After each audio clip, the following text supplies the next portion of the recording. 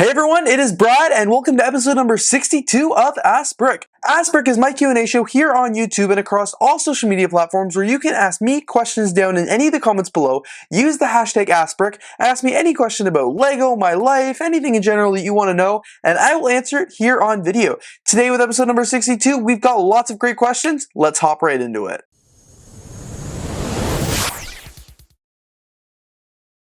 This very first question is from Brady on TikTok. Ask Brick, when did you leave the Lego store and why did you quit? So I think I've talked about this one before, but I left the Lego store in September 2019 after just like 6 or 7 months of working there. That was over 4 years ago now, and the short answer is the reason I quit is because I just had way too many commitments with school, my YouTube channel, and like my personal life. I was in a very privileged position where I didn't really have to work to afford to go to school. My parents provided me with that opportunity, so having a part-time job was a bonus and not a necessity. So when things got, harder with school and I began getting involved with like student politics and trying to work on my YouTube channel and run my studio and stuff like that, it was all just way too much for me to handle, so I cut the one thing that I was able to cut without having any penalty on it. I knew I didn't want to stop doing my YouTube videos, I knew I wanted to get more involved with student politics and make friends and stuff like that way, and I knew I wanted to do well in school and get good grades, so one of those things had to go, and unfortunately it was working at the Lego store. It also just contributed to the fact that I wasn't getting enough hours really to make it worthwhile. When I worked at the Lego store, they were only giving me several 4-hour shifts a week, like 3 or 4. If they were able to give me like 1 or 2 8-hour shifts, that would have made it a lot better as well. And that led into my decision, like something needed to change, and the Lego store was one that I couldn't commute an hour and a half to get there and then an hour home basically for a 4-hour shift 4 times a week. Like, it was just eating up way too much of my week. Versus if they had to give me some longer shifts less frequently, I would have been able to probably make it work. But because that wasn't possible and because of all those other things talked about that I had to balance, I ended up having to leave the Lego store just because I wasn't able to balance it all. And I left on very good terms. If they were able to provide me with even part-time position, part-time employment right now in addition to my full-time job, I probably would go back because I really enjoyed the people I worked there. I really loved having that discount and things like that. But yeah, long story short, I left the Lego store just because I had a lot of other priorities that were interfering with it, and it just wasn't worth it for me to stay for that part-time job, part-time pay, minimum wage pay, not part-time, but minimum wage part-time pay, and just the amount of times that I had to go to the store for just short hours, it just wasn't honestly worth my time anymore. SFS Tips ask Brick, why do you want to rename your YouTube channel? So this is a good one. This one is going to be a deeper question. So back in 2012, when I started my YouTube channel, I wanted to be known as BrickLover. That was the name for whatever reason that I decided I wanted back when I was 12 years old. This is at a time where you could not have 2 of the same names on YouTube. So I went with BrickLover18, 18 being the obvious number to me because I was born November 18th. It was like my lucky number and yada, yada, yada. Fast forward like 11 years later, BrickLover18 is still what this channel is known as, but it's just to the point where I really feel like it's outgrown its name. I am now 23 years old, and BrickLover18 just sounds like a, more childish name. Numbers don't age well in the YouTube community space, and like I've been saying for the last year, I'm constantly trying to find new ways to grow my YouTube channel and do better and just, grow it and everything like that. And I just feel like that 18, having BrickLover18 is kind of boggling me and holding me down a little bit. I would love to grow this channel, and I do fear that that 18 is kind of getting in the way of that. So part of me wants to rename the channel because I want to be known as something different. In fact, like I'm thinking now as I'm going to go to Brick World Chicago in a few weeks, do I want to introduce myself as BrickLover18? Not particularly. I'd much rather have a different name like BrickLover Brad or just BrickLover or Brad's Bricks or something like that. But I do also recognize the BrickLover and how it's been attached to my channel and attached to my identity for so many years. So I am going to be renaming the channel in the near future. It is not going to be BrickLover18 forever. In fact, I have not said BrickLover18 in the last several of my videos because I am preparing for that transition. I am just still waiting on what the final name is going to be. The name is going to change, and that's okay, and I've come to terms with that because I think it's the best thing for my channel at this time to grow and change it up. But there's going to have to be some work to it because I do obviously have all the BrickLover18 handles. There's just a lot more work that will come into doing this name change as it stands, but that is what the plan is looking like right now. I do want to rename my channel because I do think that it will lead to further opportunities and further growth in the future.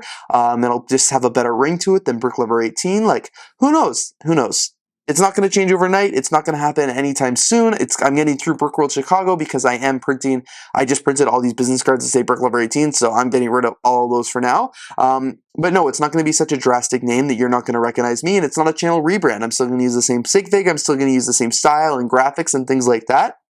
It's literally just changing the channel name, and we're going to have to get to that in due time. It's not coming right now, but it will come eventually, and that's why I've been keeping you, the community, updated on the progress, because it is important it is important for me to do that. And I also want to mention that it's not just the YouTube channel that would change name, it is all my social media sites. I want them to reflect the same thing, and that's why I've got like the Bricks Media brand kind of encompassing all my different channels as well, because I want this to be more than just the main channel of BrickLover18 as it stands right now. I also want to have my speed build channel and my vlog channel and all the other endeavors that I do, the BrickLink store, everything not under that BrickLover18 name. So we'll have to see kind of where that goes, and it'll be interesting to see where it takes me. This next question is from Zach Lego Maniac, also from TikTok. AskBrick, why are you leaving the Duplo bricks in your city exposed? I answered this recently in another shorts video, but I actually have a better answer to it now. I am not actually leaving the Duplo bricks exposed. In fact, they're already covered up.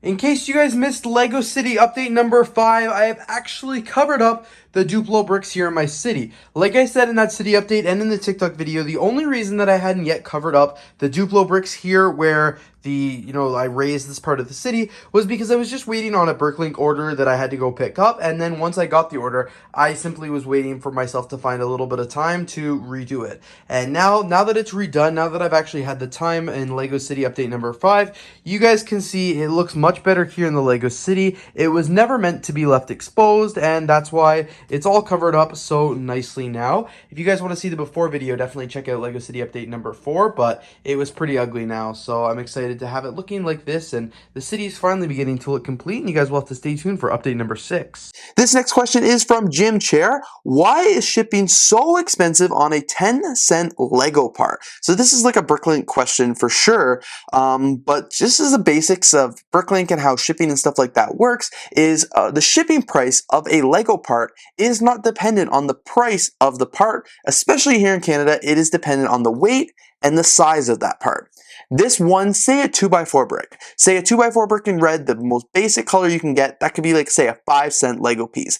That piece is going to cost the exact same to ship as a 2x4 brick in like solid gold. If assuming it doesn't go over 100 grams, that brick might be worth say $100 per se versus a 10-cent brick. It is going to cost the exact same to ship because it's based on the size and the weight of it. So when I go to Canada Post, they don't ask me how much is going to be, how much value the package is unless it's for customs or insurance purposes, because it doesn't change the price of shipping. So I totally understand why the shipping seems so expensive on a 10-cent part. It's because it is solely based on the part and the weight and stuff like that. Like it doesn't matter the price. That's not taken into consideration. But I totally understand. So that's why when I place an order, I always make sure here in Canada, especially, that the order is like under 100 grams and under 2 centimeters in height, because that means I can get it for the cheapest shipping possible for like $1.94.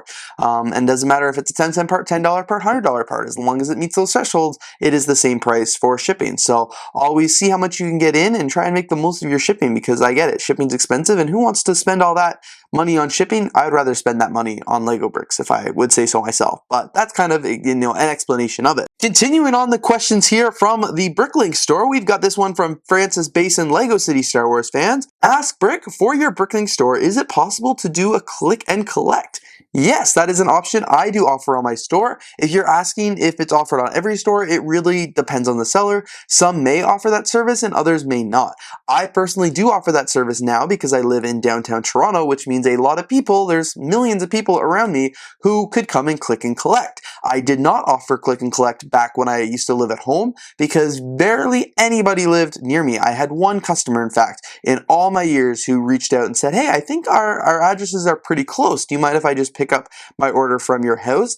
And that was like, oh yeah, that's no problem. I was more than happy to do that. But not many other, BrickLink buyers were in my area, and nobody ever asked. And when I shipped a package, I never noticed an address in close proximity. But like I said, because I'm in Toronto here, I am able to offer that service because I'm centrally located downtown. I live in a condo building, which means I'm not giving out my address to people online. Like it's it is perfect. Nobody knows where I live other than the general area of a building with like over 100 people in it. So it is totally fine that I can do that and offer click and collect in a safe way. And I can also like meet in like more touristy areas of Toronto, like Yonge and Dundas Square or the Eaton Centre, things like that. So it's a really great service to offer.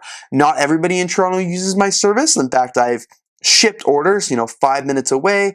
And it does, like, people, if they don't want click and collect, they don't want click and collect. Sometimes it's, people's times and their schedules are very convenient to organize something like that. So they'd rather just pay the $3 for shipping. I know some of the BrickLink orders that I opened up just a few days ago here on my YouTube channel, some of them were for Toronto. If they were near downtown, I'd go and walk and pick them up. That'd be great. But some of them were in Markham, Scarborough, where it was not convenient for me to go pick them up to save the $2 shipping it would be. So I didn't bother and I just had them shipped to my house. A few weeks prior to that, though, I made a huge BrickLink order from Toronto Bricks. Very large package, would cost like $20, $25 to ship. That was way worth going out of my way to pick that one up because the time I spent in gas and the time, to me, outweighed the cost of if I had it shipped right to my house. So overall, totally worked out. And yeah, I do offer click and collect for those who want it. And for those who don't, you can still pay for shipping. So it's a really cool option. And I hope if you are in my area and you want to take advantage of it, go for it. Final question that I will do today, this one also about the BrickLink store. This one is from Janet Letter. Ask Brick, why don't you do videos filling your BrickLink store and asking for a friend? Super fair question. I think this is funny because this is actually something that I used to do here on my channel back probably in 2014 when Brickstar began his Pablo series, which is picking a BrickLink Lego order. It was very, very popular and I really loved those videos. I love to see what other people were getting. I love to see kind of his inventory and his storage system in his store. And it's always just fun to listen to the conversation and enjoy the video. I used to make videos like that as well. I called them Papalos because I didn't want to completely copy him. So mine was picking and packing a Lego order. So a little bit different, but totally not the same. Nobody ever put two and two together. But the reason I kind of stopped that is just because I wanted to take my channel in a little bit of a different direction. I am a much smaller BrickLink store. I have like 30, 40,000 parts versus, some of these big stores that have 500,000 parts. So I get orders a lot less frequently. So I'm not able to do it daily or anything like that. I only have like 1 or 2 orders a day, not like 5 or 6. So I was just afraid those videos weren't going to be really interesting. And like I said, I just wanted to take my channel in a different direction because it's such a small store and is not a priority for me. It's kind of like a side hustle from the Lego space for me. I didn't want to dedicate too much of my channel on it. There was plenty of other BrickLink sellers like Bricks on the Dollar, Brickstar, Big B Bricks. They all focused on solely doing things for BrickLink and for YouTube and things like that. And I just wanted them. They are the masters. They are the experts on BrickLink. And I was like, let them do the content and I'll focus on the other things that they don't do and kind of my niche in the content creation industry. So that's why I kind of like stayed away from it. I did make a few of them for my secondary channel, but I haven't used that channel in a few years now. And I don't even think those videos are up on YouTube, but I did do some of that as well. And another thing I did try and do, but I haven't actually done it so far this year, was I utilized a TikTok page that was meant for my BrickLink store. It's called bricksto.store, I think. It's on TikTok. You guys could go check it out. There I was filming short form content of what people were ordering from my BrickLink store. Those videos are really popular. People really seem to like those. As I said, unfortunately, I haven't made any this year just because I've been so busy with everything else going on and trying to make videos for my main channel and focusing on my other TikToks and stuff like that. I wanted to do that more, but that's something you guys want to see. Definitely let me know, and I could definitely revive that Bricks TO TikTok page because I think it'd be really cool, and I did have fun making it when I did make it. So you guys will have to let me know what you think down in the comments below. Anyway, that has been a nice and long episode of Ask Brick. Thank you guys so much for tuning in to episode number 62. I really hope you enjoyed. As always, if you do have questions for a future episode of Ask Brick, please leave them down in the comments below. I can't wait to get to them. Don't forget to use that hashtag AskBrick though, so I don't lose your question. Anyway, you guys, thank you so much for watching today's video. If you did enjoy it, don't forget to leave a like, comment, and of course subscribe. And I'm looking forward to seeing you here in the next video.